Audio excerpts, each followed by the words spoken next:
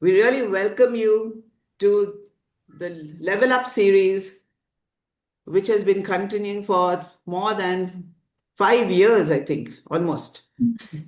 Right? It's wonderful that we keep getting mentors and we keep sharing and we keep learning. So today's speaker, mentor, leader, what are the other adjectives I should use here? Huh? Fantastic achiever and a woman leader in the Jain community. So I'm going to request Vishalji to introduce our speaker for the day, and then we will get into the I main am program. unable to hear. I can hear. Monica, Not sure can if you the hear? others can hear. I can't hear anyone.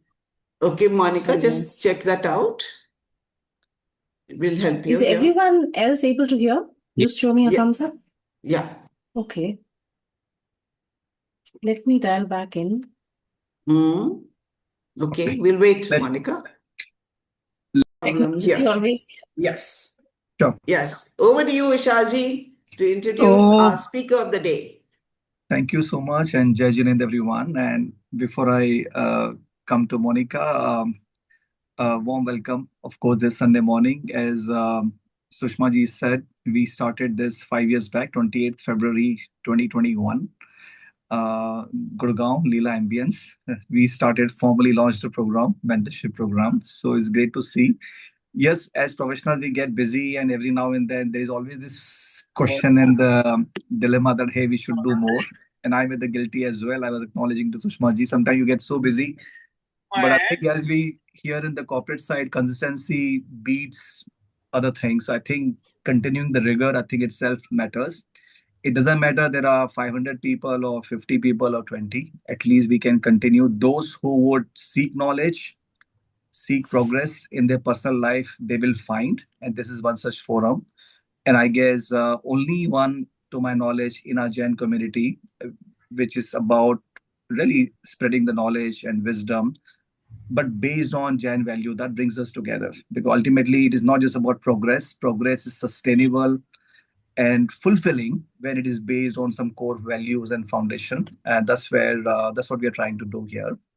Uh, the topic is very interesting. GCC.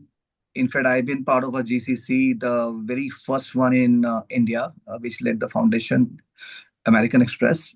You wouldn't find many leaders of MX talking about it because when you are in the company, you cannot talk about it. It's very restricted.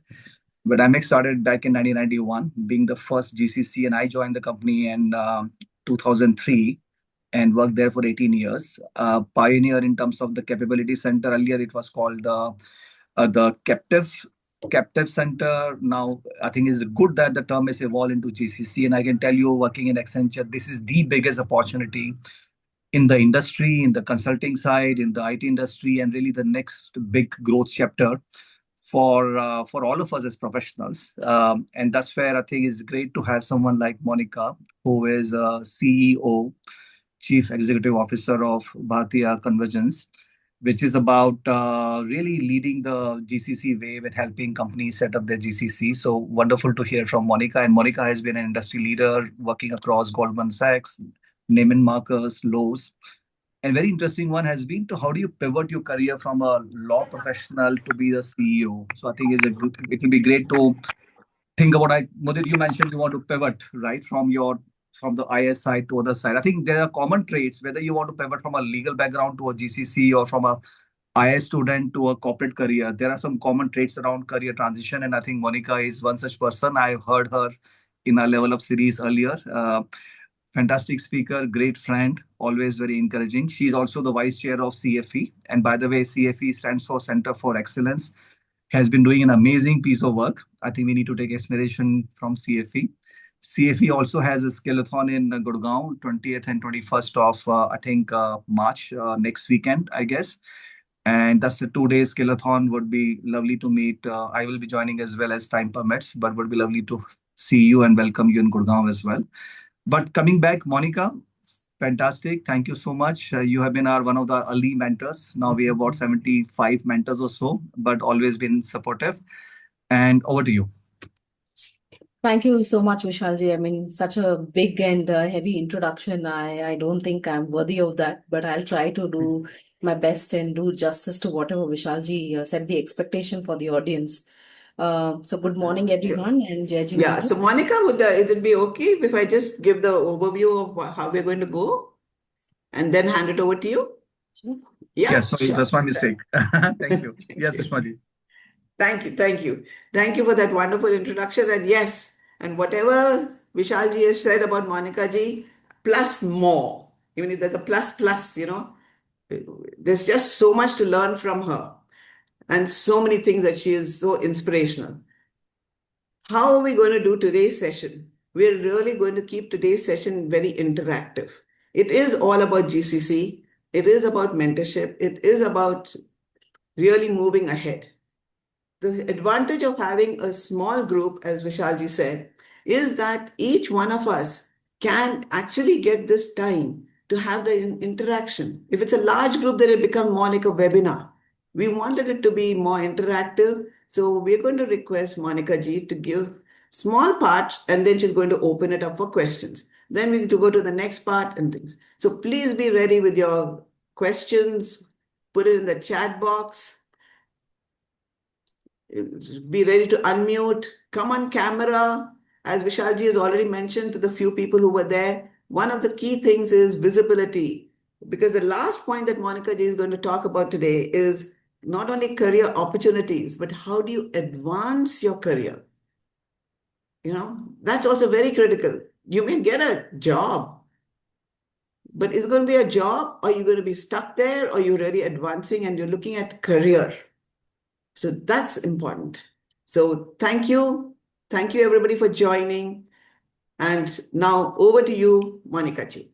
Thank you so much, Sushma ji. A big shout out to Sonu Verma. He's my colleague from the Bhartiya group, and he's been such a great supporter. He makes sure that he goes through all my podcast, every article that I write, wherever I am in the public forum. He is been such a great cheerleader, and I think to Vishalji's point, how do you create visibility? Sometimes it's also about engaging. If you look up to a leader, how do you engage with them and make your presence felt? There are various ways of doing it, and I think Sonu is doing a great job at that. Thank you, Sonu, and good morning. Good morning, ma'am. Great to have a face to the name. All right, we'll get started. I'm going to divide this session, and again, I don't think we'll take the entire 11:30 up to 11:30, unless people want to engage and ask questions. All of us are going to be around, but we'll play it by ear, right? So I'm going to divide this session today into three parts. What is GCC, and what is the present situation when it comes to the GCC industry in India? And then the second segment is going to be what is the future of GCCs in India?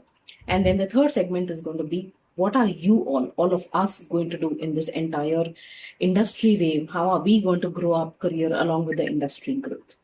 Does it sound okay? Yes, ma'am. Okay. So I will go to the very basics because I do know that, a lot of us understand GCC, but for the uninitiated, who does not know what is a GCC, maybe coming from a business background, I think let's use this opportunity since everyone has logged in on a Sunday morning. What is a GCC? Right. So I'm not using slides because I wanted it to be more interactive so that, you're all ears into what is being spoken without getting lost into slides. So I'm just going to speak through this. GCC is very simple, right? Global Capability Center. Global organizations, capability centered in India. It's as simple as that. And you can complicate it to, call it innovation and, transformation and all of those kind of stuff. But whether it is hiring people or driving innovation or transformation from India, at the end of the day, for a global business, it is a capability. And what is happening in this industry is a lot of global organizations, US, UK, Japan, Germany, across the world are looking at India to send some of their business capabilities to India and get it delivered out of here. So today, as we speak, if you must be wondering that, anyways, a TCS and an Infosys was doing these things, back in the days, 30 years back, 40 years back, 50 years back, how is it different now? I think it's a great question if you have that in your mind. It is slightly different from outsourcing. Now, let me give you an example, right? Let's take Amazon, for example, because we all know that brand. And again, Amazon is not 50 years old, but assuming that, 50 years back, if Amazon were to extend their technology platform or their website or their mobile app or whatever, they would typically sit in the US, but what they would do is they would sign a contract with, say, Infosys in India and say that, do this project for us.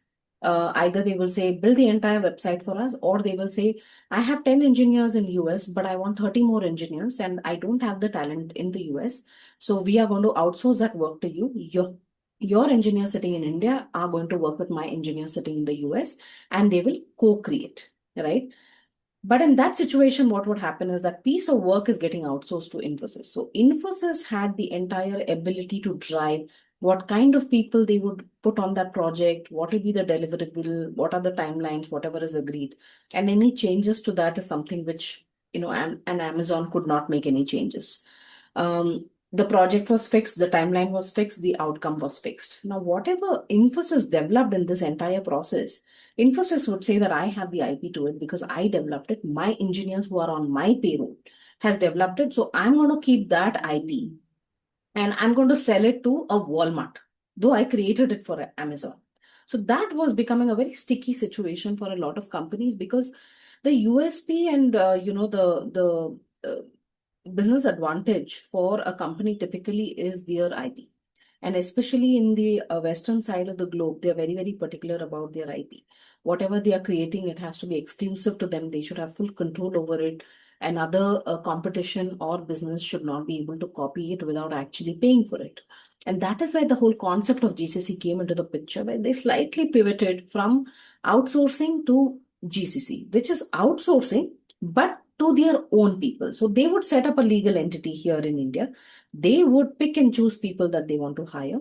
People in the US will give directions on do this project, do it this way, work with your US counterpart. So everything, while it is in a different country, sitting in a different country, the control and the ownership would still be, in this example, within Amazon US, because they have incorporated an Amazon India. So there is no third party involved because the management and the ownership, whether it is in the US or in India, is still sitting under one group.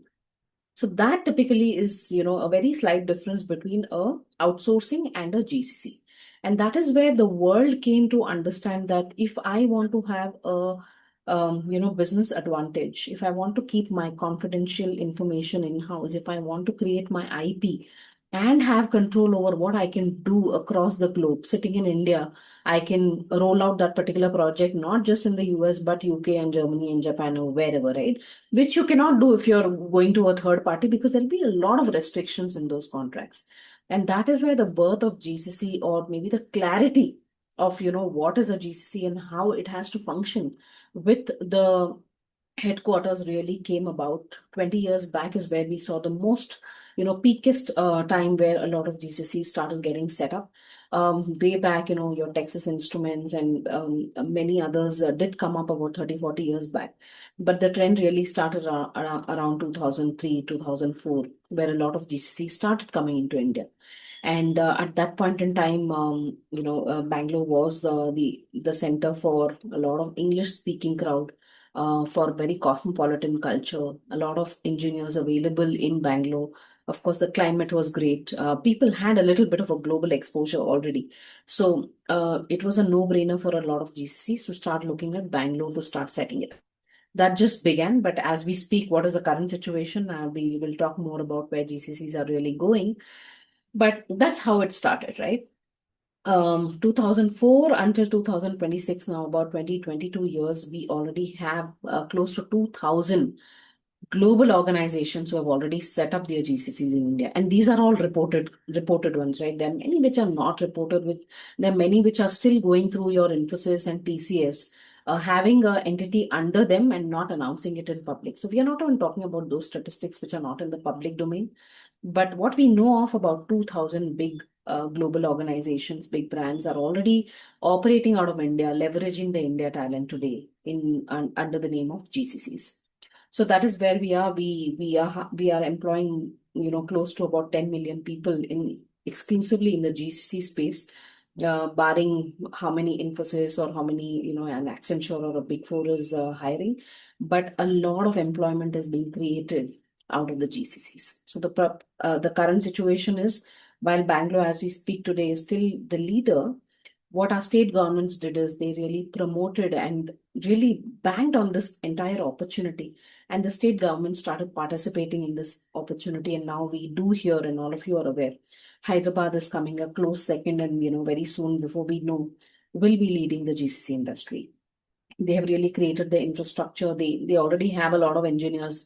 Like, 30 years back also, most of the engineers back in the US were going from Andhra. Now what is happening is, since the talent is there, they are keeping the talent there without the brain drain, but getting the business to Hyderabad and getting a GCC capabilities delivered. So Hyderabad is coming a close second, and we have a lot of other tier one cities like your Bombay, Pune, Gurgaon, and now Ahmedabad, where the gift city, are becoming a melting point where GCCs are going, and a lot of things are following. The talent is following those locations. The infrastructure is getting built up to service, the entire GCC industry, because there's just so much crowd being employed there, right? Can you imagine a lot of people who used to go to the UK and the US in the past to get employed in global organizations are today staying back? And the companies are in fact coming here. And when we talk about the future trends of the GCC, how it's going to look, I'll talk about a couple of examples how people are now looking at moving back to India, because there's no better time to be in India than now. So that is where we are. It's one of the biggest industries, like Vishalji said, your big fours to your consulting firms to, your Boston BCGs of the world, Bain of the world, whatever. All of them are having a very focused practice around GCC, because GCC has a whole gamut of things, right? It's not just about setting up the legal entity and hiring people, right? So if I were to talk about what is a DNA of a GCC, is it as simple as Amazon setting up an India legal entity and saying, okay, let me hire Sushma, let me hire Vishal, let me hire Sonu? For you to hire is just one part of the big deal. But the other part is, how are you going to retain, and how are you going to build a culture and replicate the global?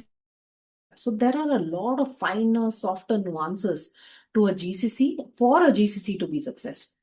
So how do you really build the Amazon US culture into India? How are you going to build the same practices, the same benefits to be extended? How are both geographies going to work together? Some policies around that, some operational issues that are going to come up. Who is going to really bridge the gap between the two? A lot of reporting issues, right? I'm reporting into an India MD. I also have to report to someone back in the US. So all these dynamics are complex. You cannot put a finger to it, or it cannot be a part of your financial where you see, 5 line items in your P&L. But your P&L is impacted when all of these operational and software issues are not sorted.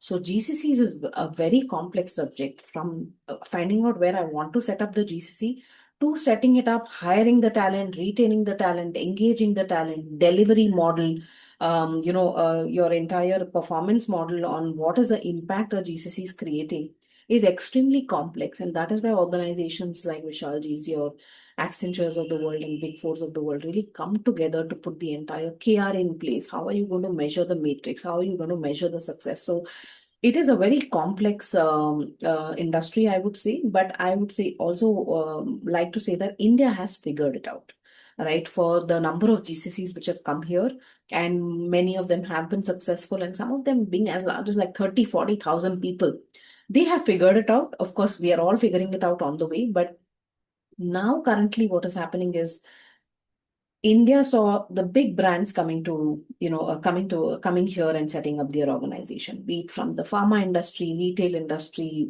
banking, insurance, all of the big guys, your Fortune 100 really had the money, had the bandwidth, management bandwidth, and the risk to say, okay, let me look at what India could offer. So their risk appetite and, that was much higher. So they all started coming. But now with the wave and the entire world talking about India, the entire world talking about talent and what the opportunities here are, and how global ready our workforce is. A lot of mid-segment firms are also looking at GCC. So some organization as small as revenues with even $3 or $5 billion also want to look at GCC, because for any global business to grow, they need the support of technology and AI. And where is this talent available? Even if US were to throw money at people, they just don't have the people. So they'll have to go to countries where this talent is available, who's global ready, who understands global context. So a lot of mid-segment firms are also coming to India. So that is the beautiful picture about GCC where we are today. The government is extremely supporting. There are many forums where Andhra government is debating with the Karnataka government, who is also debating with the Tamil Nadu government to say, I am going to offer these incentives. Please come to Chennai. And then the other one says, please come to Bangalore. And then Hyderabad is saying we are going to practically roll out a red carpet. Now, while there is competition, I would like to add that this is great and healthy competition. Because at the end of the day, it is not about which city that is going to get that GCC into the state, because state revenues are dependent on that. But it's about the country, whether it's coming to Hyderabad or to Bangalore. Ultimately, it's coming to India. And it's a nation narrative for each one of us here, right, on today's call. So all in the right direction, a great decade and a half ahead of us to really be out there and reach the pinnacle of what global organization could expect out of India. But that's where we are. No better time to do global work out of India. No better time to be in India. No better time to do quality work out of India. So I'll pause here. Let's keep it interactive. Any questions you have, any doubts you have on the concept, how it started, where we are today, and then we'll get into the future of GCCs. What is the expectation we have out of this industry? And at the end of it, how are we going to take advantage of this entire trend? So I would really love, okay, we taking advantage of the trend, that's fantastic, but I would love to have the participants take advantage of the time that we have with you to really pick your brain, ask questions, and, as we said, just feel free, put up your hand, put your No question in question is a bad chat, question. yeah, No question is a bad unmute. question, because as we move forward in the session today, until you understand the basic concept and how India is poised in this entire opportunity, it's important for you, because otherwise the remaining part of the session will not make sense. So feel free to ask any questions. So while our participants are thinking, I'd say, it became very clear to me at least, okay, what's the difference between outsourcing and a GCC and why people went for a GCC. That was very nice. And of course, the opportunity, I mean, it's like humongous. And to say, Yep. when I look at the entire globe and what's happening in the world, it is really, when you say no better time to be in India. When I've visited other countries also and gone on, it's like, I'm happy that I'm back in India. Awesome. Okay, So there is. What's the role of AI in GCC? and we'll talk about that, right? That's more futuristic as well. But Awesome. no conversation is complete without the reference of AI. In fact, just yesterday I was in Hyderabad and I was moderating a panel on AI, where I think you like it or you hate it, but you can't ignore it. So AI is here to stay, and I mean, I'm too small a person to talk about AI when Vishalji is on the screen, and I always welcome his thoughts on this, because he's leading some of these initiatives at Accenture as well for the industry. But it is inevitable. It's going to be an integral part of it. AI is not going to be a separate function by itself. AI is going to, kind of make its way into every single function, and not just in GCC. Let me tell you, AI is not just about GCC. An Indian organization, be it a Reliance or a Tata, requires AI as much as an Amazon or a Walmart does. So the good part is a lot of our talent force, which are tech ready, transformation ready, it's easy for them to transition into the whole AI offering as well, with a little bit of upskilling and reskilling. But having said that, AI will be a part of every single function. It's going to be embedded into every single function. It won't remain as a center of excellence, which it is now. They're trying and testing and doing a lot of proof of concepts. But once AI kind of gets into the DNA across the globe, and India will not be left behind, HR will be looking at how do I incorporate AI. Finance will be looking at it. I think at some point Sushma Ji's world, which is into coaching and leadership, is also going. I'm sure she's already. But how can we leverage AI so that the stuff which does not need human intervention or human thought process on a continuous basis can be outsourced to an AI, and we can do more, critical stuff, more impactful work as human beings. The human loop is always going to be there, But before we know, we will be co-creating everything with AI. Yes, so there is a question. Thanks so much, Monica. And Amol, would you just unmute yourself, please, and ask the question? Jai Hello. Ramoji. Hi, hi Hello. Monica ji. Good to see Jai you. Jinan everyone. Yeah, long time. Monica ji, a slightly fundamental question. Mhm. Um, Anybody who has spent so much time in the traditional, I would say, IT services company, Mm. and if they aspire to move to a GCC, uh, Yeah. from your perspective, do you see today the change in mindset, or even from a certain skill perspective, that one needs to bring in Mm. when they are thinking about getting into a GCC? And you could answer that question at at an entry level, mid level, and at a high level. Yeah. So, Amol, I think, the fact that people have had like very traditional careers in tech services firms in your particular example, if I were to take, I think it is definitely a boon, and don't look at it as a bane, right?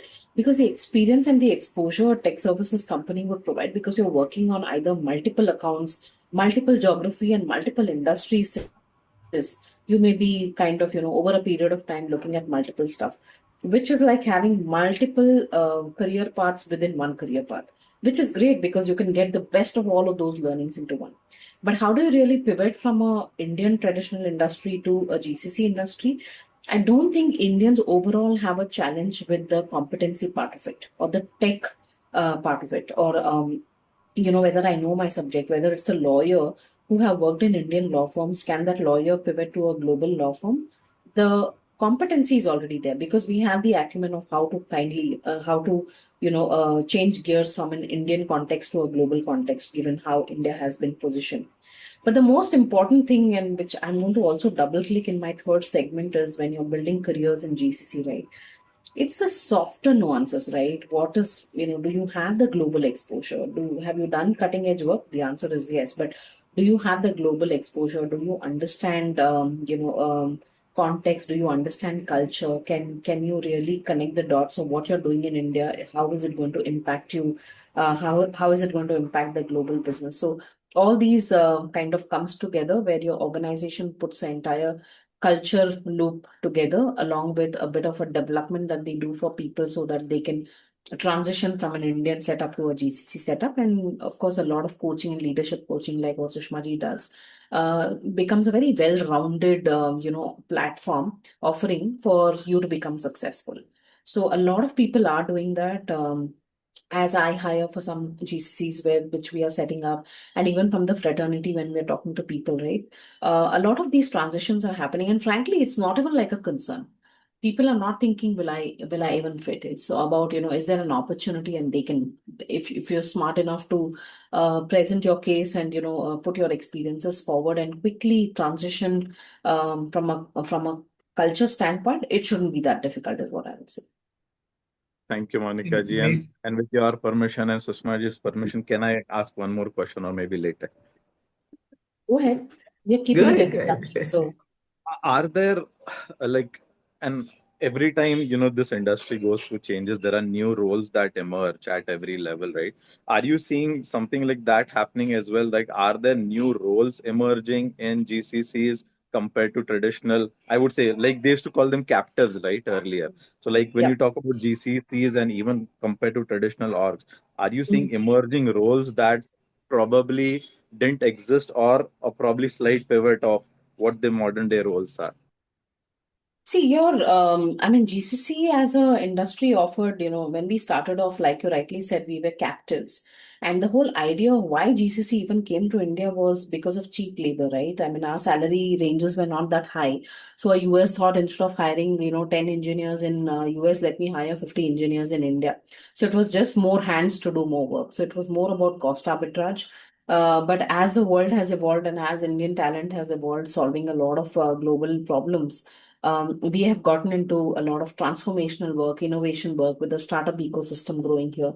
So that has definitely changed. But even with the cost in mind, or even with the talent and the innovation in mind, GCC's always had your typical traditional roles, but of late we are also seeing a lot of stuff on transformation, on cybersecurity, those kind of roles which are coming in. Apart from that, I think the most important trend, like everyone mentioned, is AI, right? AI roles are those were non-existential a few years back, but now with AI seeping into every business function, the business functions are creating, there are very interesting job designations, and Vishalji will agree, where, they call it, instead of calling it HRBP now, they will call it, HRBP with AI experience or something like that, right? So everywhere that whole AI thing is getting in, I think one part of the job is requiring you to pivot a bit where you are expected to have AI knowledge or how to use AI. But apart from that, the traditional roles are continuing, new roles are coming in. But Anthropic actually released a report last week. As much as we talk about AI and AI taking away all the jobs, it's strange that what Claude has to say is that right now there is no real impact on the jobs due to AI. It is going to happen, but maybe still a long way for us to go. But I'd like to welcome Vishalji on this particular, question. Thank you. I think a couple of things, and Monica, exactly what she mentioned, and just to add to top of it. See, fundamentally, what is GCC? Any company would have set of functions across the board in headquarter or anywhere in the world. Traditionally, they only put back office functions in India, whether in a captive setup or in a third party setup. That boundary is pushed big time. So could I have a situation where it doesn't matter where my role is? I'll put the role where the best economics are, best talent is, because post-COVID boundary is further pushed about what you could do. As an example, in my role, I lead forecasting and planning for Accenture. For a $70 billion organization, or any organization for that matter, in 99% of the cases, this role is a headquarter driven. But here in India, I work with Accenture Global CFO and other leaders. So this is an example of boundaries being pushed. So to the point around new roles are emerging, it's like a continuum. Why not India, for example? If at all you have the best talent, so then the question becomes, do you have the talent? Do you have the right economics? Of course, economics still work because of the depreciating rupee, as well as the cost arbitrage is still there. And are you able to find the talent to be able to create value, not the dependency and not the risk? Any geopolitical risk could come in. That's where India also has a gaining advantage with being a stable vis-a-vis other countries and all. So the new roles are emerging across the board. What was done in marketing 10 years back and what is done in marketing from a GCC is very different, even in legal. Even when I was in American Express, we were a client-facing team in India building commercial insights as a product representing American Express, which was unheard of because one could do it at scale with economics, with innovation, and you have a perfect combination. So then could there be a situation that like when you're in the US, you have an office in New York, Chicago, Dallas, and Gurgaon and Bangalore. It's just another location. When you really have this is another location which has got set of capabilities function. That's where I think you're not drawing a distinction. Am I doing it onshore, offshore, GCC, non-GCC? Because boundary is being pushed. And that's where I think from a talent perspective, all of us who are looking at transition from a traditional IT BPO role to this, or even from Indian companies to GCC, think about the world is our stage. The biggest thing is the thought leadership. Are we moving up from a execution and a process oriented thing to be driving the thought leadership and innovation?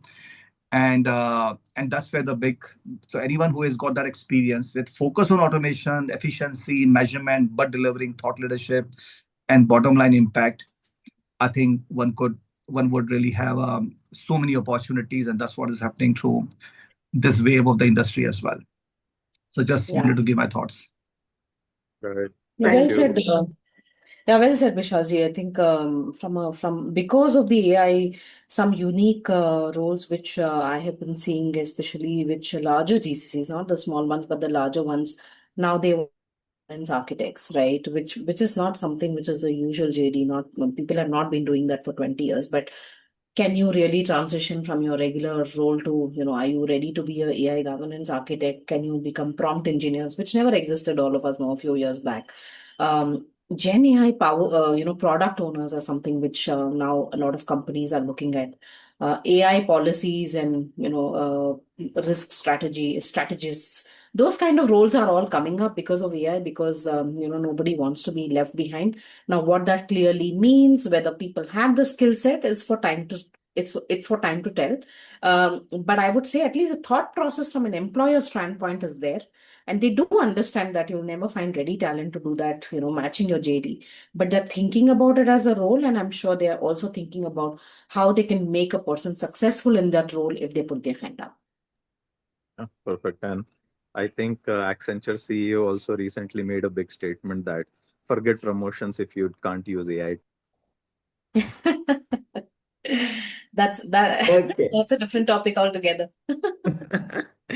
Wonderful. I think I love these conversations. There were a couple of hands that went up and then went down again. So, Mudit Jain, is this related here? And before I take those questions, Nishank, there's a question that you put in the chat box. And since it relates to career, we'll take it at that segment. And Vikesh Jain has also asked a question, which seems to be the next segment that you're going to deal with, Monica ji. So we'll just hold those. But there were two hands that went up, and that was one was Mudit Jain. Is your question been answered, or would you still like to unmute and ask? Ma'am, it was majorly related to career, but I also want to ask, like, when these outsourcing companies like Infosys and all these, their work is now undertaken by their own companies like GCCs, Amazon, and coming up. Now, then, what these companies are doing it, how they're adapting to these current situations or technological changes that are happening. So, how they are gonna manage. So if I've understood it, I've understood your question right, Mudit. What you're trying to ask is if GCC is going to insource all of the global work, what are tech service providers like an Infosys or a Techem going to do, right? Is that Yes, your ma'am. question? Yes, ma'am. Okay. So I think the beauty of this entire industry, and I think global, like Vishalji said, that we are now a global village, right? Forget about boundaries being pushed. There are no boundaries at all, except for the time zones that we have to work around with. Typically, I mean, there's no difference between my colleague being in Gurgaon or my colleague being in, California. So the beauty of this entire industry is not just co-creation, but also growing together. Not everything always will be sourced in-house. Now, while Amazon want to do a lot of, and I'm going back to the same example because we started off with Amazon, not necessarily I mean it, but if Amazon want to create something critical and it's important for them to do it in-house, is when they will look at GCC to pick up that piece of work. But if you have your operational work or something which is, which is pressed for time, you want to do it quickly, and something which is available off the shelf, those are some things which will still get outsourced. So not everything will get insourced, because many a times also what happens is you have 50 engineers, but you may not need 50 engineers throughout the year, right? Sometimes the work is seasonal, you may need 80, and sometimes you may just need 40. So looking at the entire workforce planning and management, if you need 40 for your everyday stuff, you will hire 40 people. But during your peak seasons, you're going to go back to an outsourcing vendor to say, I will need 30 engineers additional in the next, for about 4 months during the year. So it's always going to be a balance, because contractors and gig workers will be here to stay. So you typically do a risk assessment, right? You do a heat map. What is critical for your business? What is urgent for your business? What is something which can be outsourced or readily available, where you don't have to reinvent the wheel. So on various criteria, I think, the GCC organization says, what should I build versus what should I buy versus what should I outsource? So you will have, like, say 10, 15 segments of work that you want to do. And you have to be very strategic to say, it's not intelligence to say, I want to build everything just because I have a GCC. That's not a great idea, because sometimes what happens is, what a Infosys or a Techem can really provide because of the volume and the depth and the workforce that they have, people on the bench, some of the things that they've already been there, done that. You don't want to reinvent the wheel, altogether. The cost at which they can provide certain services, you cannot do it in a GCC because sometimes some of the roles becomes expensive in GCC. So if it's your operational role and stuff like that, which does not require like very critical talent, it still gets outsourced. So there is still, I mean, I don't think while the GCC trend is growing, let me tell you, the tech services trend will grow equally with that. The ecosystem is going to grow along with that. It's not going to, contrary to popular belief, it's not going to kill the tech services ecosystem. In fact, the tech services ecosystem will equally thrive along with the GCC because with 2000 GCC, they have such a big balance sheet. With 5000 GCCs, they are obviously going to get more and more work.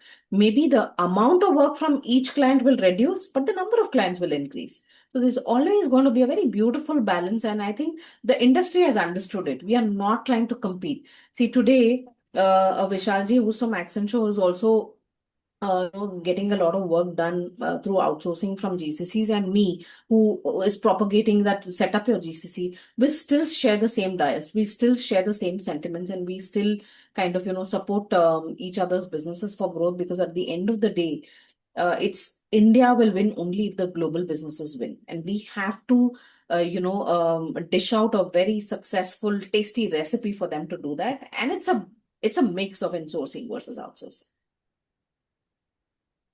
Thank you. Thank you for that. Understood. And yeah, Love JNG, please. You'd also raised and had a question. I had, but I believe my questions were answered. So I'm just ending by really enjoying the conversation. Thank you, Monica. Thank you. Thank you. Thank you then. And then let's move to the next segment. And, Yeah. surely, what is the future of GCCs Yeah, in the India future and the is- Indian context? We've talked a lot about numerous things. And let's move on. Yeah, I think we spoke a bit about it in either the Q&A segment or even in my initial segment. But if I were to kind of, bring everything down, focused on, we have already gotten here. Where are we going to get from here, right? So I think the GCC trend will definitely continue for another 10, 20 years. And not all GCCs are already here. Out of your Fortune 500 companies, globally, only about 170, 180 GCCs are here. So we are only talking about what? 40% of the GCCs which are already here, less than 40%. The other 60% still has to explore India or any other country for that matter, right? GCC is not necessarily India GCC. It can be any global capability center. If someone wants to push, the BPO roles to Mexico, or wants to push, some other call center roles to, say, Philippines, that is also a GCC for the global organization. So they have to go where the talent is. They have to go where the ecosystem is. So if 60% of the Fortune 500 big businesses in the world have still not explored GCC, then you can imagine there is just so much more opportunity, not just for India, but for many other good countries who are really stepping up and showing the world that they can take up global work or global deliveries, right? The future of the GCCs, like I said, 10, 20 years, it's going to be a great run. 2047, like our Prime Minister has a vision, I think, it's kind of getting us there. By then, I think we are obviously going to be a very developed economy and, one of the biggest, I think, in terms of the leading nations. And GCC will contribute a lot, right? Today, GCC is contributing about $65 billion to our revenues until now, the last reported number in our budget. But what they're saying is just the next 5 years, your 65 billion is going to touch almost 150 billion. So what took us like 20 years to get us is going to take less than like 3-4 years for us to even double or say triple that particular revenue. So with the GDP and with the revenue contribution through GCCs which are coming into India, the ecosystem is also going to develop. So we were just building GCCs right now, until now, but what we are going to do is we are going to transform global businesses sitting out of here. We may not be called a capability center, but we are really, we are really setting the path and setting the trend on how global businesses will be conducted. How an Amazon conducts business. The brains are sitting in India and really brainstorming this. So a lot of global problems are being solved out of here. Until now, we were thinking of, how big is the GCC? Do they have 5,000 people? Accenture has 30,000 people. We were measuring our success by how many people we were employing. But rightly so, we did the right thing when that was, contextual, that was relevant. But today with AI, with, a lot more getting done by our talent here, it's not so much about volume, it's about value. What is the work that is getting done out of India? Do we have strategic capabilities? If say, for example, Amazon is thinking of launching their services in a different country, is Indian team sitting and really drawing that strategy? And then that makes you, what do you call it? You become indispensable in the entire value chain for the global business. And that is where GCCs is getting at. We are driving strategic capabilities out of India. A lot of conversations, when we talk about, global boardrooms, they say that they don't say, this finance role and it's very mundane role, so move it to India. That was 20 years back. But today they are like, we want to set up a AI COE. Can that be centered in India? Driven out of India. So the conversations have changed drastically. And of course, in favor of India. Today, we are building digital products out of here end to end. We are doing a lot of enterprise analytics. How is a business performing? Where are they seeing the dips? Where are they seeing the ebbs? All of those kind of analysis are being done from here. So, global businesses wake up every morning and they're relying on reports to come from India to say, okay, did my really business fare well last week?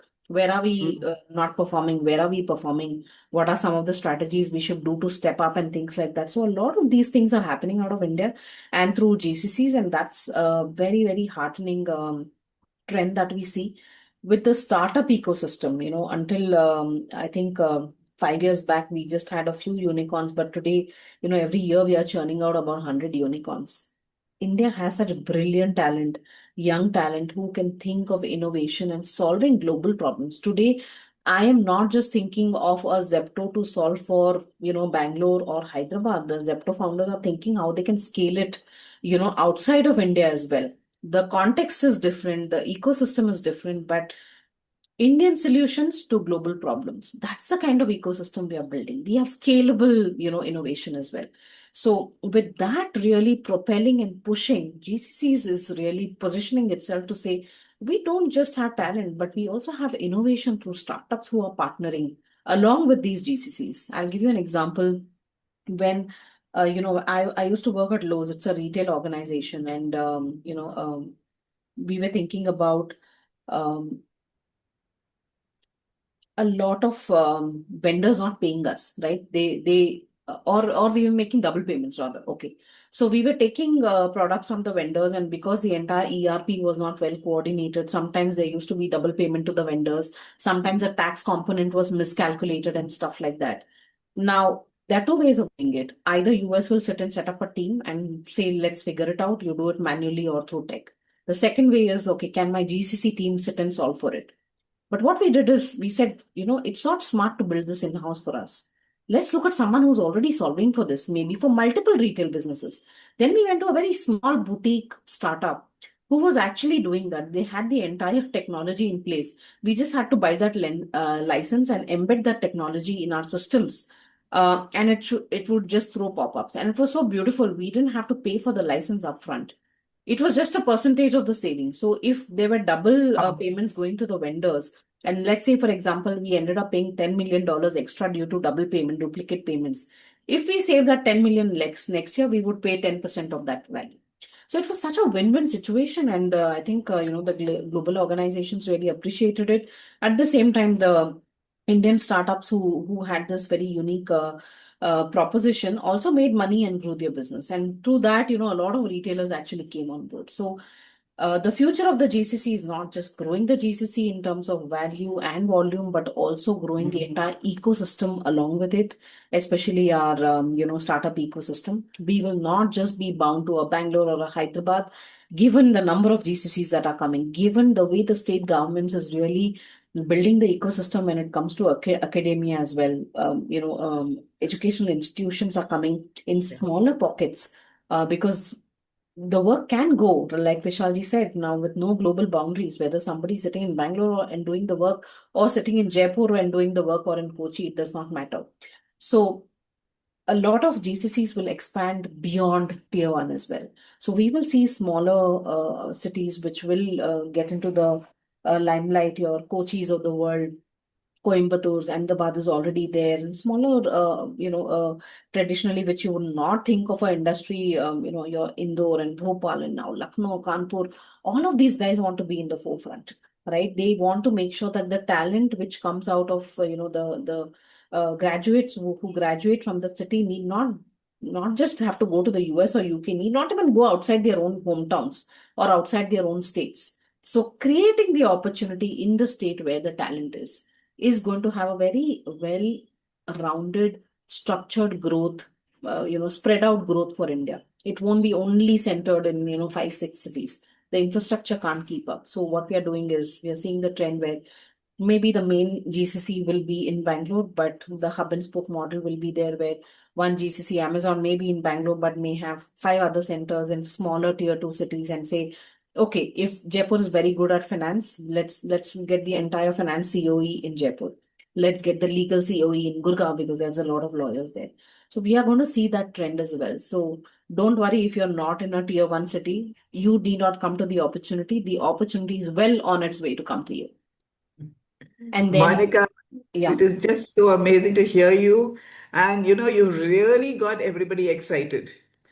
I'm And I so can glad. tell you that because the type of questions that are coming, how about this role? How about that role? How do I join? What can I do? All are the type of questions that are coming up in the chat box. No, no, So, we'll take it the up. way I'm you're very glad talking to take it about up. it with the passion with which you're Yes. talking about this, people who Yeah. really want to become a part of the GCC and the GCC movement. Yes. So, would you like to tell them how to become a part of the GCC movement, or is there anything more you would like to talk about I here? just also want to talk about one very important trend, while, like I said, when we started off, GCC was about low cost, right? Low cost labor, just Right. outsourcing the mundane work. But today, Mm. as we speak, a lot of global leadership is sitting out of here. Vishal is one of, a living example of that. You're doing a very important, crucial global role sitting out of India. And that only shows that the globe really trusts Indian talent and they know that we can do it. We have done it and we can do it. So even within the GCCs until now, say for example, I was a general counsel looking at, say for example, starting off with, say, what is the Indian legal risk, and making sure that we are compliant from an India standpoint. But slowly, while I stayed in that role, the career growth path is also so high in GCC that you're not just doing local role. One of the questions which came up is, I'm in a traditional Indian firm. How do I pivot into a global firm? And Indian GCC, GCC in India will not just allow you to leverage your existing knowledge of figuring out the India ecosystem, but also in that role, like I'm a general counsel, I'm doing India legal work, but I'm Mm. also heading global legal services out of India. So I'm hiring like, US, UK graduates, law graduates, and they're sitting here and doing US contracts. They're sitting here and doing UK contract, litigation, preparing the papers for litigation. They're doing investigation sitting out of here. So that's just a legal example, but that kind of, seeps into every single function. Mm. So global leadership is coming here. Now, for very, very big organization, a Fortune 30 company, retail company, has their CTO sitting out of India. Now, why is that happening? It started because we have the tech talent. Now, if 50 to 60 to 70% of your technology is driven out of India, it does not absolutely make sense to have the CTO sitting out of the US. Then you be where the work is really getting done. So then the global roles are also coming to India. So it's a great trend. I think, my passion with which I speak says volumes about how this is Yes. going in such a great direction. And I think everyone should leverage and try to be a part of it. You need not be a part of the system per se. You can still be a part of the ecosystem and propel that entire, GCC story, India story to be on the global map and, contribute your little bit to it. Great. Thank you so much. And I'm sure, just don't want to come between you and the people who have been waiting so patiently because they're so excited about and want to know how to make a career here.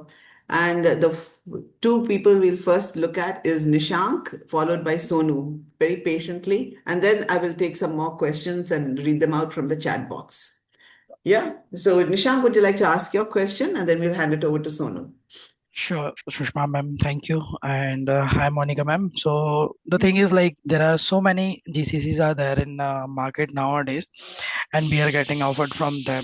So how can we figure out which GCC is the genuine one or the correct one, and we should join them? So see, this is not a question unique to GCC, right? Whenever you're switching your career or you're looking at another job opportunity, what are some of the criteria that you will be looking at in terms of whether I should take up the role or not? Compensation could be one part of it, but is it aligning with your career path? Is it aligning with, the role that you want to grow into? Are you in the same industry or do you want to change industry? What kind of brands you want to be associated with? Sometimes a lot of people move also looking at the leader. I mean, I'd love to work with Vishal. So I'll say if Vishal is an Accenture, I will work for Accenture, irrespective of whether they're paying me that kind of money or not, right? So I think the criteria for you to pick up a role in GCC is no different from what you would otherwise do, even if you were just looking at a regular, a job change. But one of the things which could, you could look at a larger picture is not just from your function. Like I'm assuming, let's say, for example, you're in the finance space. Now you have a particular career path and North Star that you want to get to, and you want to inch towards it with every job change. But overall, I think what will be very important for you to look at, especially to be a part of a winning story, is what is the strategy of that GCC? If they've already been that, what has their history been? Have they grown or have they just been in the same state? Are there multiple functions also out of the GCC, or they're just sticking to 2, 3 functions? Because the moment all the functions have a reflection and a presence in the India market, it shows that the GCC is invested in India.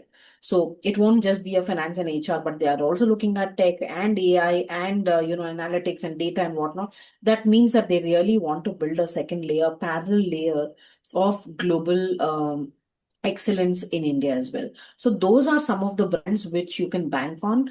Not necessary that if it's a big brand, they will really be successfully setting up a GCC, because sometimes a GCC story is also very, very subject to how the sponsor of the GCC is, because one change in the global management, your entire focus on GCC kind of shifts a little bit. So look at how consistently have they been doing that. Because if you're a part of a successful GCC story, then Nishant, what happens is you also have a lot of opportunities for diversifying your career. If it's a big organization, then you may look at finance now, but can you look into global finance? And through global finance, can you look at project management office or become a chief of staff? So your opportunities just open up if the GCC is big and serious about what they want to deliver out of India. So I would say just look at those aspects and do your check in terms of how they are performing. See, money, no money is enough for anyone, right? If you pay me 10 crores, I'll say I need 20 crores. So I don't want to get into that, but is the work aligned with where you want to ultimately get to in your career? And is it the right management and the brand to get you there? I think you should take the decision based on that. Sure, thank you. Okay, so over to Sonu. Thank you. Good morning, everyone. My voice is Sorry. yeah.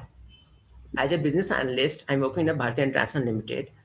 What kind of professional interest in data, AI and data roles? What skills should be focused today to build up a career of GCC? See, Vishal, do you want to weigh in here in terms of building a career in the AI space? I think now a lot of Data educational institutes have made, they have courses which are dedicated and focused on AI skills. But a lot of organizations are also helping upskill and get there. So, it's like I want to become a technologist in a GCC. What is a skill set I have to have? Your base skill set has to be that you should be an engineer by qualification to even start off with. Or for you to become a legal counsel, you have to be a basic lawyer. Similarly, for AI as well, I mean, they're looking at AI specialists who have done that kind of work in the past. But if you are not a traditional AI, you don't have the qualification, Vishal, how can people really get into that path? Because, that's a trend now and nobody wants to lose, in this trend. So uh, the good thing is AI is really breaking barriers in building and showing your technology skill set. I think our CEO quoted, I think someone asked in our fireside chat a question, what would you tell your younger self? And in fact, our CEO happens to be a lawyer or who is now a CEO of a technology company. That's just inspiration to everyone. So she Yeah, said that I will tell my younger she's self my, is, sorry? yeah, yeah. Go ahead. Yeah. So she said technology is a language now, right? Think about the way we need to know English to be able to communicate. Think about technology to be a language. And so, to that extent, even if you are not from a core engineering and coding, the tools now allow you to build things, to experiment. I did myself 4 months back. Okay, it was in August, present, and then built something with AI through vibe coding, won a hackathon, and as a number one prize, and got to present at UN Climate Summit in Yes. Brazil. Now, could I have ever imagined at FAG and at the age of 50 to compete with people half my age, build something on AI, Samarth.ai, it's live and functioning. Could I have ever imagined before? No.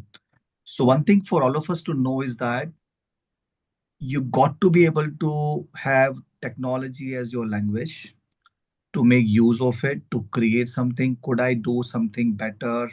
Could I do my work more efficiently? So when you show your technology mindset, even if you're a finance person or a legal person or a HR person or a marketing person, you bring the domain, which is your subject matter expertise, and you bring the technology mindset, you become far, far valuable. So I think, and that's how you build your skill. Yes, if you are a technology engineer, you will have to have a super specialized skill set, and you would have so many domains to go there. But even in that, the barrier is broken. Like for example, today I can create and publish a website and an app as a non-technology person. So if you are a person with an engineering background, your USP will not be about coding or building something like as basic as what I mentioned. You will have to come up the value chain, and in each and every area there is enough knowledge there, enough podcasts there, enough courses are there, and that's how you have to gain skill. So I think that's the kind of a broad answer to your specific question. I think it's a very open-ended one, but the bottom line Yes. is in each and every field, it is hugely disrupted. AI is disrupting. Even Anthropic Cloud Work came up with a legal example, and suddenly all the legal companies, their valuation down by about 20% overnight. Overnight. Yeah. So it was just an example of legal. That same example for finance. We are building a solution in Accenture, my own team. Could we do something with agentic AI which can really transform the way we analyze and retrieve data? Now, these are disruptions happening. Only thing which will be a savior, which will make us relevant, which will be having us future relevant, future ready, is the technology mindset, thinking it to be a language and to continue to learn and push the envelope. And I think one thing I mentioned is start building, doing things. So trainings and all are all open-ended because you do not make it real. So even if they are simple, small thing in your day-to-day life or your professional life, you start doing with the help of AI. Can I do it better? You will get confidence, you will show value, you will do work efficiently to your leader, you will become more valuable, more work will come to you, more opportunities will come to you. And that's what I would just say about the question around skill set. More getting our hands dirty, more making it useful, building it ourselves, not to wait for sessions or courses, enough out there. And that's the recipe to be surviving. I'm not just saying for the growth, survival strategy for the future is going to be like that across domains and across ages, whether it's somebody like me who is celebrating his 51st birthday today, to Oh my God. so Many happy returns of the day. to someone who is as young as my daughter 16 who could build something, and she is put in now in a competition building something around right to education act, mera bacha padega. So here is a 16 years old building something with the help of AI, presenting in a competition again at the UN level. And again, she's not won it, she's still in the fray. But I'm just giving you example of 116 years old, 151 years old, the common disruptive platform and capability, which is a positive, and disruption is AI. And that's how I think one can really take inspiration from. I hope that makes sense. Always. Thank you so much, Vishal. Thank you. Thank you. Thank you so much. Okay, going to the next question. Vikesh Jain has been waiting again very patiently, which is that, and his question was, and Vikesh, would you like to unmute and ask the question yourself? It'll be great. Mhm. Yeah, Sure. hi Monica ji, hi Vishal ji, Jason. So my question was around the entrepreneurship. Right now, I'm working with the Unilever as a research scientist, and in Unilever also we are going to set up a GCC center in India soon. But how you would like to see this as an opportunity for any tech startup or any other ecosystem which is building around from a purely from a business perspective? Like obviously from our community and many people are going to start soon or like they have started already, but how would you see this opportunity in a future to obviously companies are building the GCC centers in India, but obviously they need a back-end support as well because a lot of services would arise in the lieu of the GCC centers if they are coming many numbers in India. Yeah. So from a Jain community perspective, like what it would hold as a future approach. I think it's not so much about the Jain community, but like I mentioned, it's more about the ecosystem, right? So if you are a startup or an entrepreneur or even service provider, which seeds into what an ultimate GCC does, just being out there from your regular BD, where you would focus on going to the Indian companies and Indian problems to solve, just extend your horizon to say how can you really apply some of your solutions to global problems as well. Being out there in hackathons and seminars, making sure that you have the visibility in the GCC industry where your solutions are relevant and applicable. I think that is something which will open up now. There are a lot of platforms also which brings together the GCCs and a whole panel and setup of startups. And then there's kind of a cross, the whole marriage kind of a thing where the startups are meeting the right GCCs as well. So I see a lot of those happening as well, and some dedicated firms doing that. Um, the inside story is as much as you're hungry to give your solution to the GCC, the GCCs are also looking for that. Because, like I said, not everything you may want to build, something which the startup and the agility of the startup can really bring to the table, the GCCs cannot. Just for you to run a project will take 12 months to get the approvals if it's a big global organization, but a solution which is already on the available off the shelf and just applying it with very little tweaks and very little customization is a win-win situation for GCCs as well. I know that in the retail space, especially a couple of GCCs where I worked at both Lowe's and Neiman Marcus, which was into the retail space, a whole host of startups would like come together and they would be there in a lot of these conferences, speaking engagements, so that they can present their solutions and offerings to the world. Because many a times it's not about I don't want the solution, it's about I don't know about the solution existing. So just being at it, I think the if people know about you, they can come to you. But if they just don't know about you, what are you going to do? A lot of POCs are something which GCCs are also experimenting right now. Is you have 50% of the solution already done, but that company will want something very unique and custom made for them. So they will work with you, they'll allow you, they'll fund you to run a POC for them for about 3 to 6 months. And once they see that there's a commercial application of your solution, then they will convert that relationship into a vendor relationship, or they may want to acquire some stake in your organization if they want exclusivity around that. So that's something that we are seeing a lot. A lot of these law firms and consulting firms where problems come to them from a GCC to say, okay, I want to do this, how do I do it? Say an Accenture will stitch everything together to say you can either build, or you can look at some startups, or you can look what is available in the market. So I think the end thing is not just about the competency that you have behind your closed doors and glass doors. It's also about how much people know about you and what you have to offer. So that aspect of being out there is extremely important. GTO as a platform, I think, I'm not sure if too many people are there in the GCC fraternity and if we can make the connections. But most of the GTO fraternity is into business and have their own business setup, which brings its own opportunity at a scale that one cannot even imagine. It's that huge. but just being out there and being at it, right? And I think that's applicable to each one of us as individuals as well. And the same thing is applicable to businesses as well. Have to be out there, market yourself, and be in the right place at the right time. Sure. Thank you. Okay. Thank you. Okay.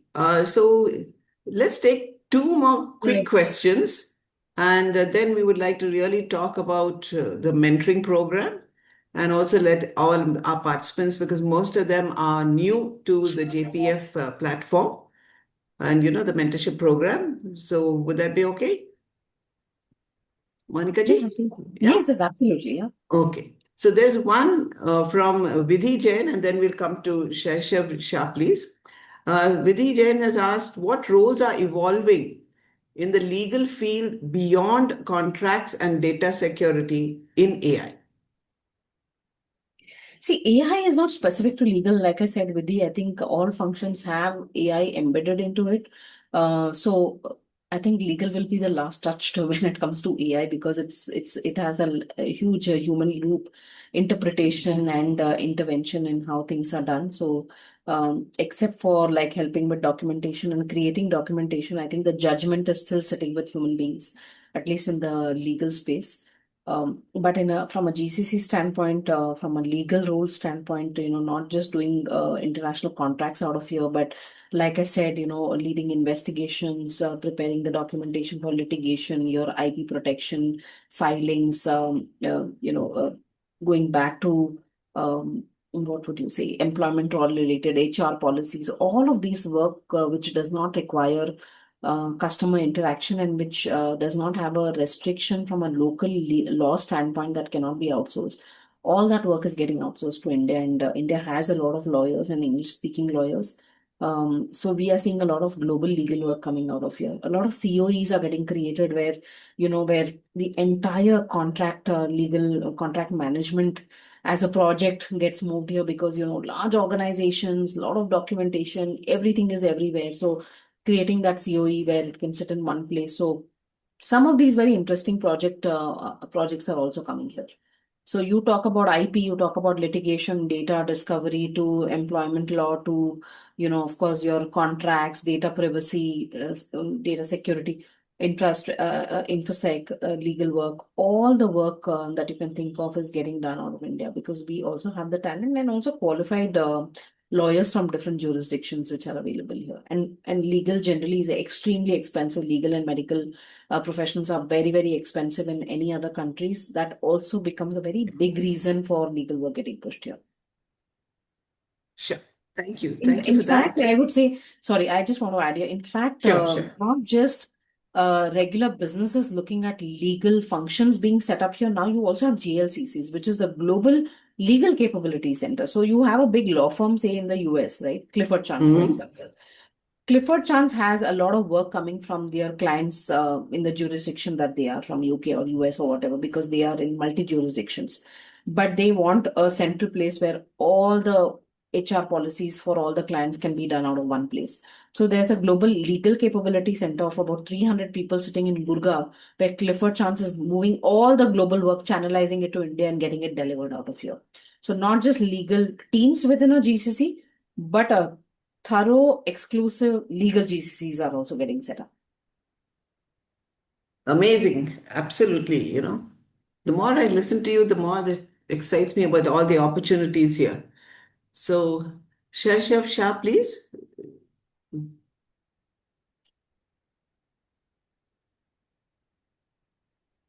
Go ahead, please. Please unmute yourself.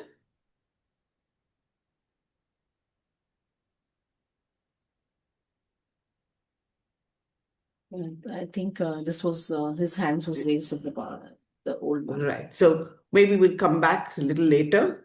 What I'd like to do, and it's been so wonderful, and Sorry, I can see that sorry. some people, yeah. Sorry, Okay. my phone was like on battery saver mode.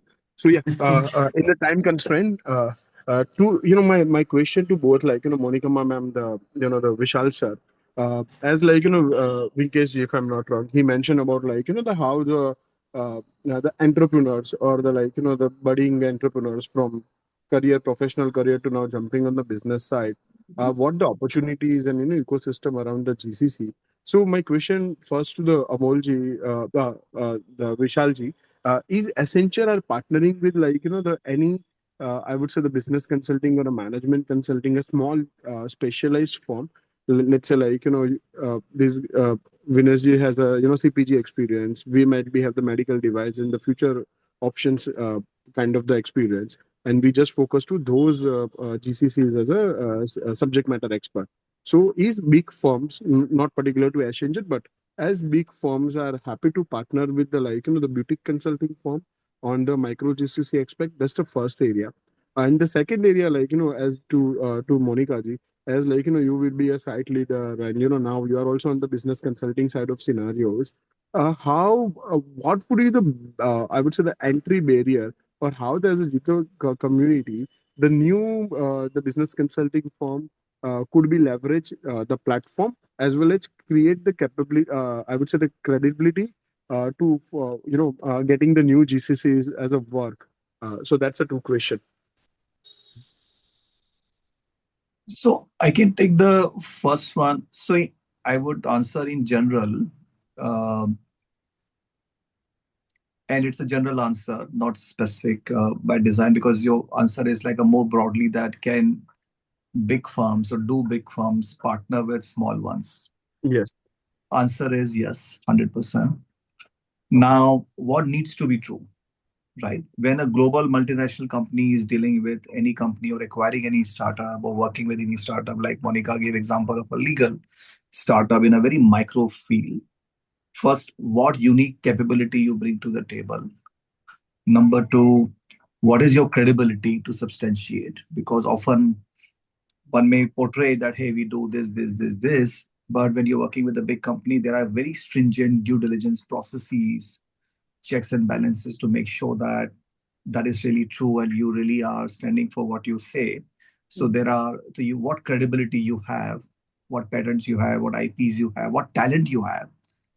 And number three, entire corporate structure, the governance and otherwise, because you cannot deal with an informal structure or otherwise. So those are the very fundamental one, and that's why it does take time to get on board, even if as a vendor or a startup or otherwise. It does take a lot of time. Even when I was in American Express, it would take quarters to bring a vendor on board. But the beauty is once you are on board, it's you have and that gives you credibility to go to the next multinational company. And number two, once you're on board, it becomes like a very sustainable model, a very good profitable model, because you're dealing with a big business. So I think my advice to you would be, what is the unique thing you bring to the table?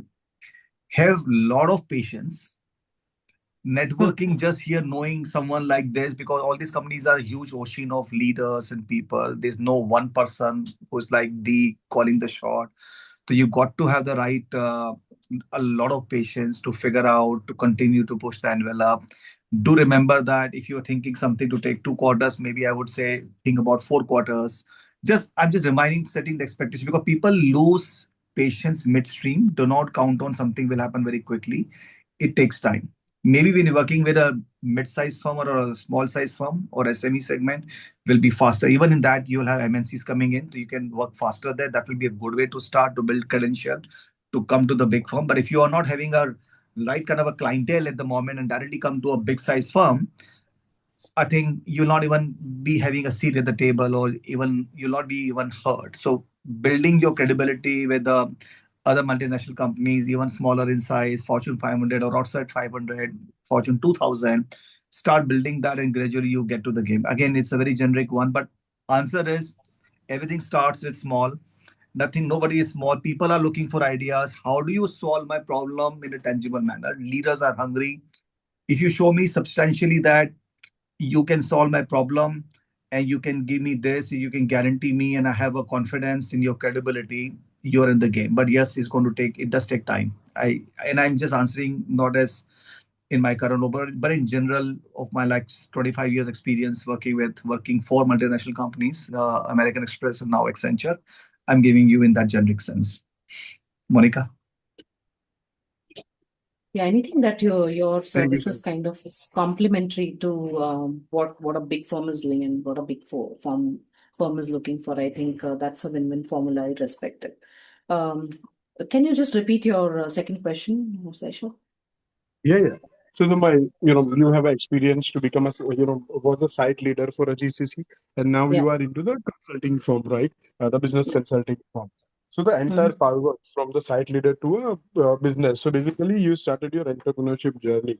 So my Yeah. question to you, if somebody is like the new entrepreneur who is setting up your the new business consulting on the same line of, what would be the Mhm. advice and how we can leverage or create a circular economy around the JITO on the same space. That's the question. See, it's not again, I mean, we'll have to break the myth, right? Like Vishalji says, just because we know each other, Jito cannot become a place where it'll all come together. It's a skill set that you need to do any business, right? For a GCC, what does it take to build a GCC? There are, like I said, not just from feasibility study, but also hiring, retaining talent, making it easy for global organization to understand the entire India market and making it easy for them. So there are a lot of nuances to it. So there's expertise required in each of the areas. I'll give you an example which a regular person may not even think is a part of a GCC. When GCCs are coming into India, they're looking at multiple countries. So we bring them down to India. And then when they come to India, they're looking at multiple cities. And in the cities, what we need to give them is not just tell them this is a kind of talent. We have to tell them how many schools are there, what is the ecosystem, how many startups are there in that city. How much time does it take to reach from the airport to the tech hub? What is the traffic situation? How are the government policies? What is the access to the government, teams in case you get stuck? What is the rate of litigation? What is the rate of crime? How safe is it for, their kids to be growing up in that city? So there are a lot of criteria even when you're looking at location strategy. So this is just one of the examples. Then you drill down on each of the layers when it comes to talent and hiring. Bangalore, there's a lot of talent war. You will have last minute offer dropouts. Your cost is going to be 20% more than what it is in Hyderabad. People, are very particular about designations in Bangalore. They are not okay to be 5 days in office versus what happens in Hyderabad versus what happens in a Surat, right?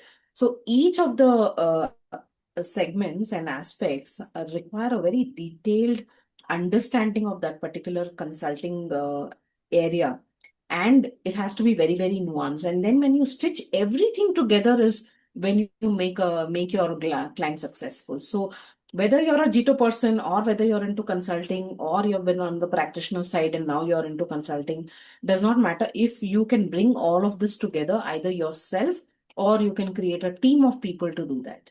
Now, having said that, until 5-10 years back, there were very few firms which were enablers for GCC to come into India and set up. But now with the trend kind of going in the direction that it is, which is a great trend again, a lot of these GCC consulting firms are mushrooming. So everybody calls themselves GCC expert, GCC architect, GCC enabler, GCC orchestrator, platform, all the great, all the adjectives that you can think of are being attached with the GCC, and so with the AI as well. But like Vishalji said, really, what is the impact you're bringing and value that you're bringing to the table, and are you patient enough? Especially with GCC, please let's understand that hiring one person is an easy decision. Getting, outsourcing a work to a TCS in the olden days was an easy decision because it's just a contract and you have a termination clause in that. If it's not working out, I give 3 months notice and I exit out of the India, contract. But GCC is extremely strategic. It's a 20, 30, 40-year project. It's like having a child, right? You have a child and then there is no exit plan to that. So it has to be like a long-term plan.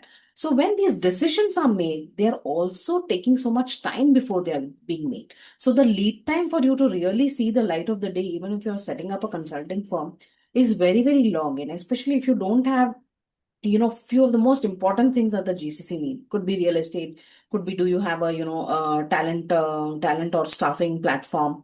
The most important one, do you have a AI solution or whatever, right? Those kind of stuff. Out of the 3-4 important stuff, if you don't have expertise or depth in any one of the places and you're just saying you will come in and stitch everything together, of course you can do it. Nobody's stopping you from doing it. But it's just going to take you so much longer to really see the light of the day to get your first client. And then things will follow. First will lead into the second, and second into the fourth. But you have to be patient in that. There is no entry barrier, I would say. I mean, if as a lawyer I can become a business person bringing GCCs into India, then anyone can, right? It's just your attitude towards it and whether you have the acumen to bring it. And like Vishalji said, tell the person what is it in it for them. What is their problem that you're solving? And if they see you as a solution, then, the doors will open. Great. Thank you so much. Thank you so much, Vishalji, Monica ji. What we'd like to So do much. now is not to really wind it up, but being mindful of time, and some people may want to leave. So we'd like to talk about our mentorship program under the JPF banner, the mentorship program. And what I would like from you now, and just changing tracks a little bit, I know, Monica, you've been mentored and you've had some wonderful mentors as you've achieved all these accolades and reached this huge position of being Yep. a CEO. So, what would you like to say to the people who are starting out their career, are in the career, or no matter what stage of life we are? How has Well, mentorship helped you? No, I think I wouldn't have been here without my mentors, my mentees, reverse mentoring, and sponsors as well. Especially in our community, sometimes, we just think that we'll have to figure it out all by ourselves, or, some of them think that we know it all and we'll do it with every job. Of course, we all can do it. But the fact that if you have a mentor, they, need not, go through that same journey of 5 years and realize that mistake. The mentor helps you see that much ahead of time with their own experience.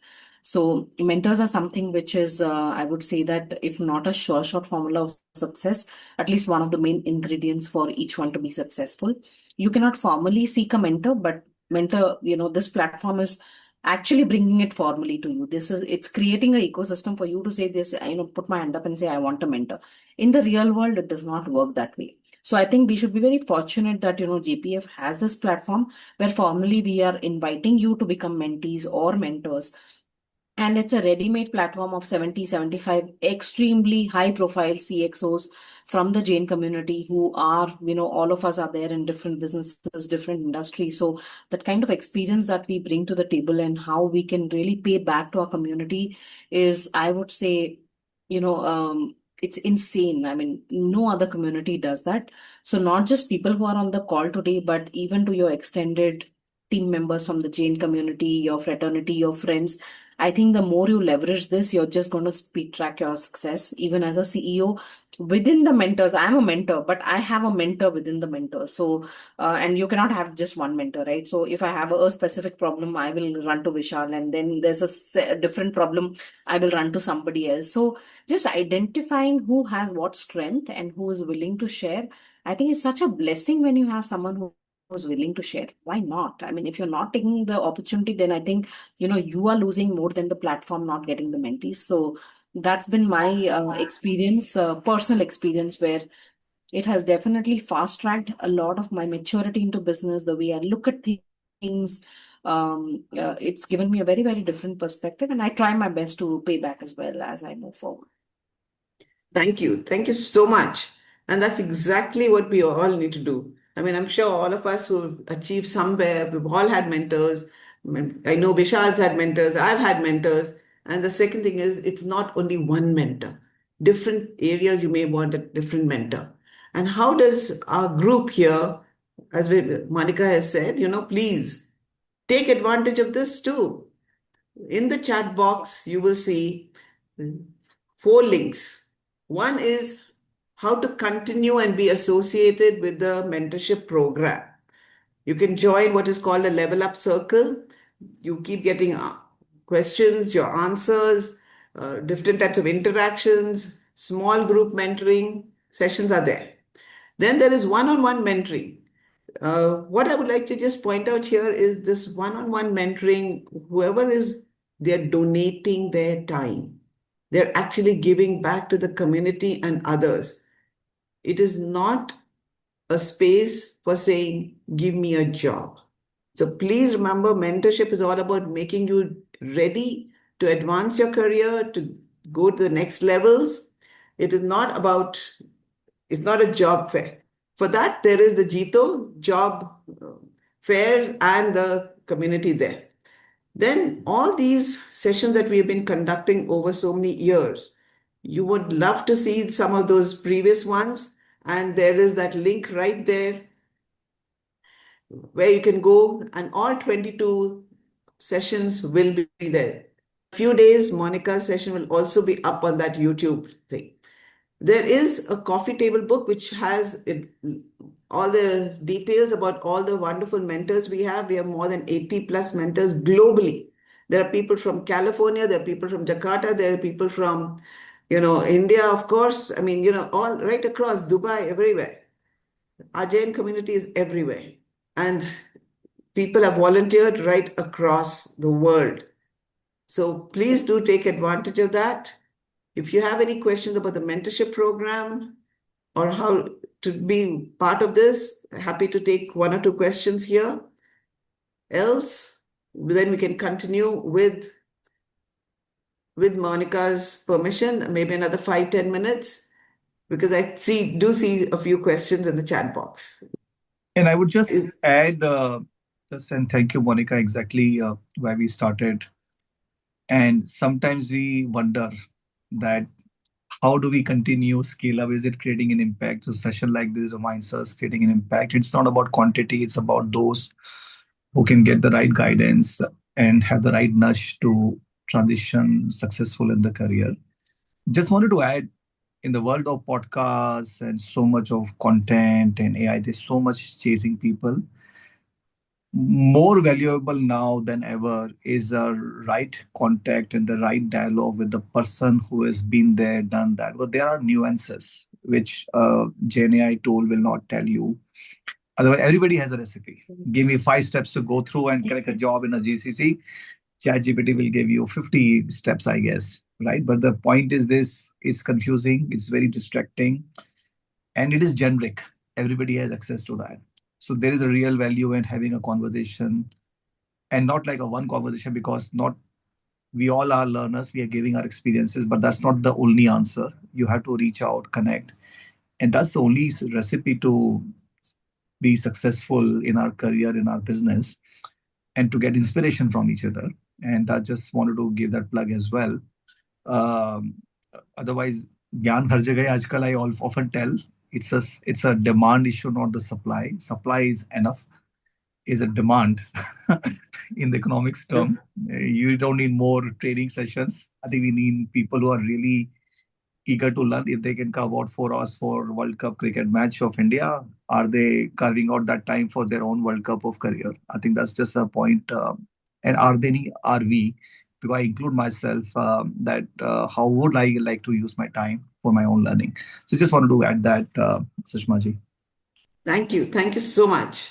So is just opening it up for any questions about the mentorship program, how to join, any other things that you would like to say? And if not, then we can continue. The links are in the chat box. Please do copy those, save them, and join us. And join us every month. We have these sessions. Yes, Naresh ji. Jai Jinend, and is there any age limit or something? Like, I mean, working in a multinational US-based company. I have both the daughters IIT, and my damad is also going to be IIT, and they all are in AI.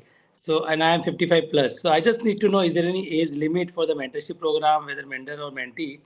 How can I start? So maybe. Okay, so there is no age limit. There is absolutely no age limit. The only condition is that you should belong to the Jain community. Otherwise, there's no end. Yeah. So please continue to be part of it. It could be a student. It could be somebody, even people who have retired and want to come and be mentored, come. Exactly. Because there are some learnings there also. And then it spreads to the family and the community. So there is numerous opportunities for all of us to help and grow with each other. But this is the professional forum. So that's what it is. Yeah. Thank you so much. Thanks a lot. Thanks, Vishal, for continuing. Thank you so much. Okay. Any others? All right. So then just another couple of questions which are already in the chat box. If we could take that maybe. Again, Neeraj Shah, is he here yet? And Mudit wanted to take one. Neeraj Shah, I don't see him here. Neeraj Shah, yes, he is here. Yes. Yes, ma'am. Would you like to ask your question? Yeah. Yeah. Hi, Monica ma'am. So would like to understand from your side how you see the finance space evolving in the GCC center across the cities like Ahmedabad, and what are the major career opportunities evolving, so that if we would like to pivot from our current mundane role to to integrate into the AI and fundamental finance domain, which I could integrate into AI and get the opportunities in GCCs. So see, the thing is, I think since we spoke so much about AI, it feels like this session is becoming an AI session. I just want to bring back people to how where we started, right? This is more about GCC careers. One of the careers in GCC is AI because we are solving global problems, but AI is equally applicable to Indian companies as well. One of the career paths is AI because a lot more opportunities are opening up in global organizations. But having said that, the career path in GCCs is across, right? Across all domains, across all functions. Especially when we talk about finance, in a typical Indian organization, you will be doing your, uh, you know, um, your general accounting, bookkeeping, tax audits, internal audit, stat audit, those kind of stuff, and tax litigation and things like that. But if you were looking at moving from an Indian setup to a GCC setup, I think that base fundamental has to be there because that's the fundamental skill that you have in a finance space. But extending finance roles, extending the opportunities for finance professionals are also in the finance spaces, your financial finance and accounting, your typical roles, which is your general ledger, your bookkeeping and stuff like that for global organizations sitting out of here, which is very, very basic work. But apart from that, also managing the entire tax profile, tax litigation for the organization, doing your FP&A, which is your financial planning and analysis out of India. Those are some of the opportunities which are coming up, similar to legal rules. There are a lot of finance focused GCCs, exclusively finance focused GCCs also, which get set up. So your core competency is great. We are already there because especially as chartered accountants, you can cut across all geographies because you're not stuck to one jurisdiction in terms of your knowledge. So it can be applied across. It's just that instead of now you going out, those roles are coming here and it's extending into finance global roles as well. Like I said, the financial planning and analysis roles, your F&A teams are becoming much, much larger. I think that is the lowest hanging fruit when typically GCCs are set up because it's the most easy to transition finance roles. So a lot of opportunities there. I would say, a big GCC which would have about 500 people undoubtedly will have a finance team as well. So I don't think you need to worry more about the competency part of it. It's just that whatever the organization require, you already have. You just have to position yourself in a way that you're global ready to do work for a global organization. Because Following up in with that, GCCs, it's extremely process driven and extremely, organized. There's a lot of SOPs on everything, unlike an Indian organization where you walk across your manager and say, I want to buy go to Delhi and 50,000 is the expenses. He says yes in the meeting room and then you go and spend the money. It does not happen like that in a GCC setup. Right, because everything is documented, it's very process driven, it's very audited processes. So that's a mind shift that you will have to accommodate when you're working for a global organization, and rightly so, right? Because they have functions across different countries, so it cannot be one on one. It has to be documented because all of these processes are audited. Different countries have different corruption indexes, different corruption practices, anti-corruption practices. So documentation becomes extremely important. So that's a shift, I think. Equally hard for a person who has worked in MNC to move to Indian organizations is equally hard. From an Indian organization moving to an MNC is also equally hard. You just have to kind of build your mental muscle to accommodate that. So, if you permit, I would like to have a follow-up question. As you Mhm. said, that there are some FP&A rules and taxation and finance-related rules. So, are we seeing any opportunities into the financial analyst or project finance role? Because being a credit analyst or since into finance domain since last more than around 9, 10 years into banking and rating agencies. So, are we seeing any role which I can, which it help me to evolve myself into financial analyst or a project finance role into the GCC space? I think the short answer to that is yes. It depends on your aspiration and what your core skill set is. So definitely, I mean, as a lawyer, if I can become a business person, a clear-cut CA can also become a financial analyst. Why not? It depends on how much you can take and what are the opportunities, those organizations are providing in terms of, their ability to help you kind of reskill to some extent and fit into that role. Thank you very much. Thank you, Neeraj. And last question for the day, and that's Mudit Jain. Thank you, ma'am. My question is from Monica ma'am, Vishal sir, and Sushma ma'am as well. Three of you. That now I'm transitioning my career from the UPSC to some other work that I'm figuring out. So I just want to ask, how can I leverage my knowledge that I think I just narrowed down that I can work in this public policy analyst and that government consulting type of field. So my first question is how the GCCs can help me in to like how potential it is like what is the potential of these fields in the global capability centers, and second is how to get into them, because as I don't have any degrees related to these particular skills, so how can I build myself upon all these particular things that could help me to get into these. So I'll take it up, Vishal, before you take it up. I think I have a very different view on this.